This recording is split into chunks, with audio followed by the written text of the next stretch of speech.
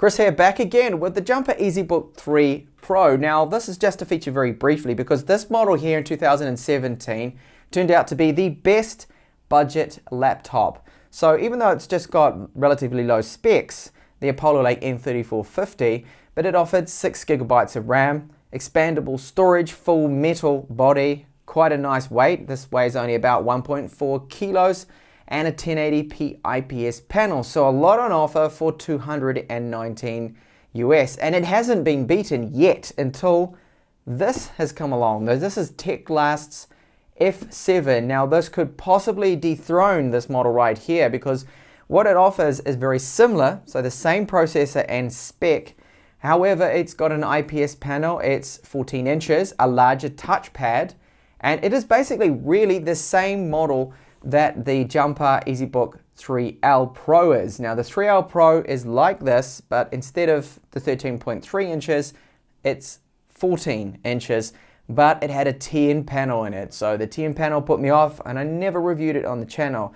But now we have this here with the same ODM, but in Teclast's hands. So with their branding on it, and they'll probably pick the components themselves and tweak and configure it. So let's get this unboxed and hopefully maybe this could possibly be the best budget laptop around for $219 US. So the box looks exactly the same as the F6 Pro. I recently reviewed that Core M3 tablet with 8 gigabytes of RAM. It's well packaged up in here, I can see. And just get this out of the box.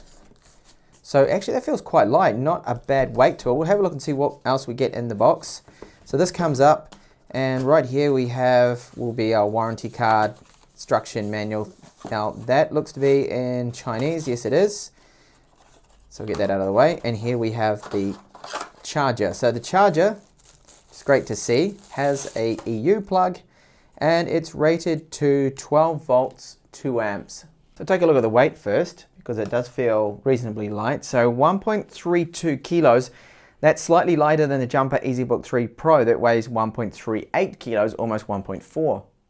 And comes in at 14.1 millimeters, so that's very thin for a 14-inch laptop.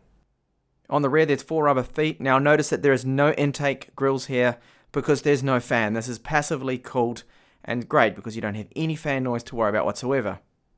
An easy access SSD hatch. So if you weren't happy with the 64 gigabytes of storage we have on the eMMC, you can put up to 512 gigabytes. But bear in mind, it must be the 22x42 size. My 2260 will not fit, and definitely not the more larger and standard, more common sized 2280 M.2 SATA 3 SSD. And the lid is logo free. Pressing down hard on that, there seems to only be a tiny little bit of flex, but overall feels quite solid. On the left hand side, we've got a status LED, micro HDMI out, and a USB 3 port.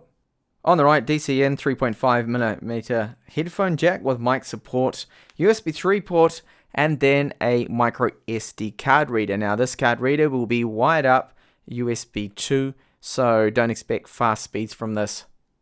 Now along the back here, there is some plastic used. Now that's for the wireless antenna reception and Bluetooth. So this part along here, that is just a little bit of plastic. Otherwise, the rest of it all made out of metal, and the build quality is excellent. Okay, so have a look and see if I can open that up one-handed.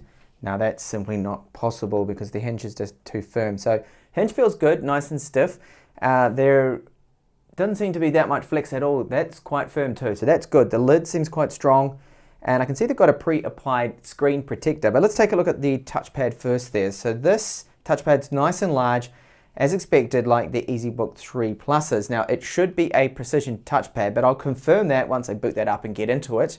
The keyboard that actually feels quite good. That feels better. That's a step up from the Jumper EasyBook 3 Pro there, definitely.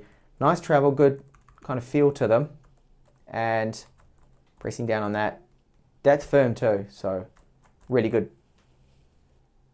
Another positive here, we've got the separate row there for our page up and down, home and end keys, and the power button here. So those people that accidentally hit the power button when they go to hit delete might not have that issue with this one because we've got the delete where it really should be and the power button. I would still like to see that power button up here though, away from the keyboard. But anyway, that's my own personal preference.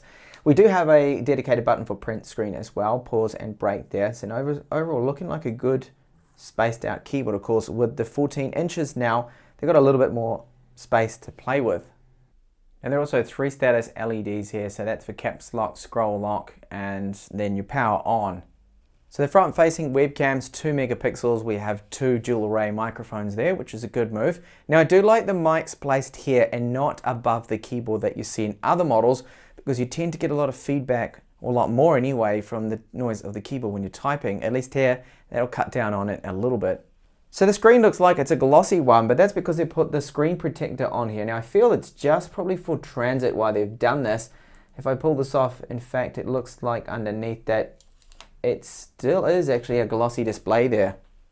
To show you that there are these little rubber feet here on the lid, so that should stop, hopefully, the outer frame of the lid scratching up the bottom there with that rubber. Okay, so I just leapt into the BIOS straight away here because I wanted to confirm, have they locked us out of the BIOS like EZBook 3 Pro newer versions have? So Jumper decided to lock us out of this, but Teclast have done the wise thing, and now they've left it all open to us. So we can go into the CPU configuration, power management, and this is what we want. We can go and set a power limit. Now by default, they've actually set 9, which is reasonably high, so it must have a nice copper heatsink on there. This is why they have not set that to something like 6, which you would find sort of a normal kind of value in there. Now the screen you can set flickering. This is only on camera in the BIOS, some sort of pulse width modulation flicker that's coming through on camera, but looking at it here I can't see it at all. Now the other thing to note too, that IPS panel, yes, it's not doing that color shift thing. Now you see that changed a little bit there, but that's normal. We've got some reflection there with a glossy display. So a little disappointing that it's glossy. I would have preferred to have a matte screen on a laptop like this, but I guess for a change it's nicer to have glossy. Free available space we have on C drive, 37.6 gigabytes. Not a lot, so you probably want to use an SSD. I highly recommend going with one on these Apollo Lakes that support it, because it will just speed things up quite a little bit there, because it just tends to increase the performance more than what you get from an eMMC. So this has a SanDisk eMMC on here. It's 5.1 spec, and these speeds are very good. They're decent.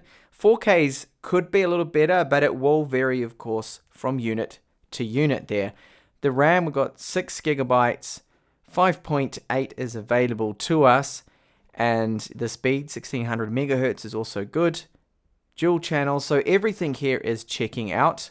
What also checks out is the touchpad, so it's running precision drivers, so we've got full control of gestures, and so far my time using it, it feels pretty good. I mean, I've just come from using the Mi Notebook Air 13. That touchpad's a lot better, but that's a premium laptop. But this one, hey, it's not bad, and so far definitely quite usable and really accurate as well, so no issues. I like the larger size with the touchpad too that we've got on there. One other thing to point out too is we do have the Intel Wireless AC3165 chipset on board, and we do have Bluetooth too, and you can see there the SanDisk DF4064 is the model if you wanted to look that up there. The processor, quad core, maximum turbo of 2.2 gigahertz. Now looking at the screen a little bit, so it's hard for me to recreate what it looks like in person I'm looking at, because it's a flickery mess on camera. I've had to put the brightness up to 100% to try and remove some of that pulse width modulation flicker. But in person, I can't see any of it, and it's actually quite a nice glossy IPS panel they have on here.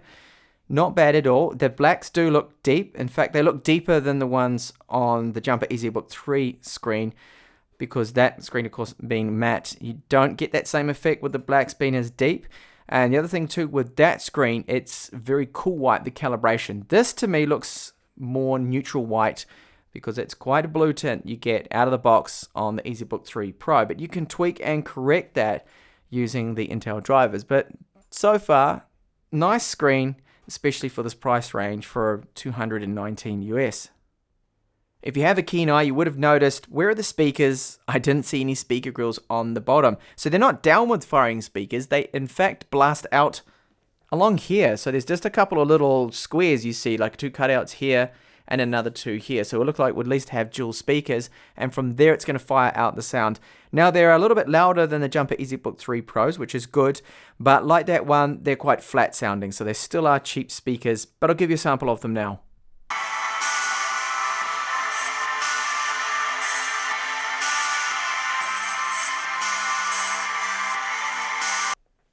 So lots of treble, very little bass, and a bit of mids in there. So I've just powered up Linux from a USB pen drive. Just make sure that when you burn the image to a USB pen drive, use Rufus and burn it in the DD image mode, and then it worked just fine for me. Now what isn't working is the touchpad. That doesn't seem to work, so you have to hunt around and find drivers. I'm connected up to the internet. Brightness controls work for the screen. The volume also works. And I just wanted to comment on the speaker volume that in Linux, it's about twice as loud as Windows. Well, not quite, but it's a lot louder and you really notice it. Okay, so it's looking like a case of step aside jumper EasyBook 3 Pro. You're no longer the king anymore. It's looking very, very promising indeed for Teclast F7. In fact, I'm struggling to find cons on this. Now, being picky, the speakers, they sound flat. They're not premium, especially if I was to put that side by side with my Xiaomi Mi Notebook Air 13, then you notice a massive difference because they've got AKG tuned speakers and these ones aren't. But good to see that they're firing out just above the keyboard, not down like on the Jumper EasyBook 3 Pro. Now the screen is probably the only con so far that I have found because I've only had an afternoon using this. Just remember that. This is a first impressions, unboxing and first impressions video. So the glossy display is not going to be for everyone. Personally, I don't like glossy displays that much on these kind of laptops. I would prefer to have a matte screen.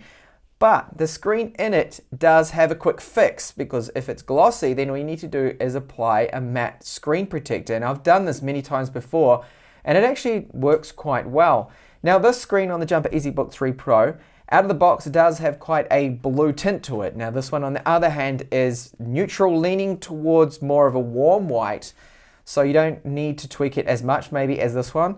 Now the touchpad is a huge improvement over this because it's just a lot larger. You've got about an extra 20-30% more touchpad space on there to use, and it's precision and overall using it, it's quite accurate. It's smooth the surface. This one's not as smooth.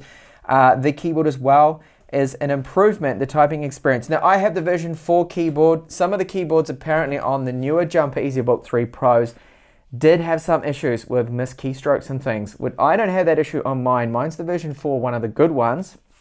Before the version 5 and 6 started to have a few issues there.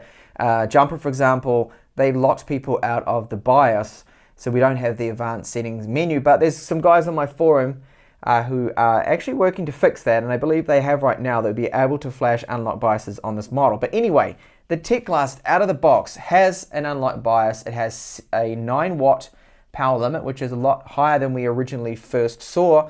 When these models came out, they would normally set it to only 6 there. I think it's 4.5 or 6, 4.5 being the stock one and then 6 being the maximum short boost power there. So overall, the build quality is good. It's light, slightly lighter than the Jumper EasyBook 3 Pro. We've got of course, the expandable SSD slot on the bottom there. So if 64 gigabytes, the 37 that it has on there is not enough for you, then of course go with an SSD. And like I said in the video, I highly recommend going with an SSD because it does boost the performance and give you plenty more in terms of storage there. And you can always use that drive that's in there, the eMMC, as another drive there for storing your files on and things like that. So overall, looking really promising. Teclast have turned things around because they started out 2017 not really that strong. I thought that some of the items I looked at weren't that great, but then came along the Teclast Master, the T8, the T10, and that really started to turn things around. And now of course they've entered the laptop market, and this one's a real winner. So looking forward to doing the full review on this one. I'm going to use it now for about a week, come back, and if I find any cons, but so far, I mean, it's looking very positive. If I was going to be looking at both of these models now, without a doubt, I would go now for the Teclast F7 if you can pick it up for that $219 price that it is currently selling for at the time of this video. Now, of course, later on, hopefully Teclast in about 2 or 3 months will probably, maybe mid-year, they'll be updating this with the Gemini Lake. So that's an improved CPU. That's the successor to the Apollo Lake, but we still haven't seen any of those laptops out yet. So it's going to be a while. Anyway, enough rambling on from me. Thank you so much for watching this video, and I do hope to catch you back with the full review of Teclast's F7, looking very promising. And if you haven't already, check out my review of the Jumper EasyBook 3 Pro here and my latest videos. And please do subscribe if you're new to the channel. I will have plenty more content like this. Bye for now.